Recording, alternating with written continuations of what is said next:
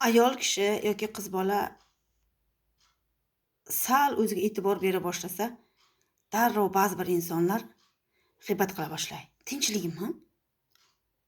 O'ziga qarab qopti, yurishlari boshqacha, semirib qopti, homiladorga o'xshaydi, birov bilan yurganga o'xshaydi deb g'iybat qiladilar-da. Lekin hech kim aytmaydi. Balkim og'ir kasaldir, tanasida shish bordir, o'ziga qaragisi kelgandir.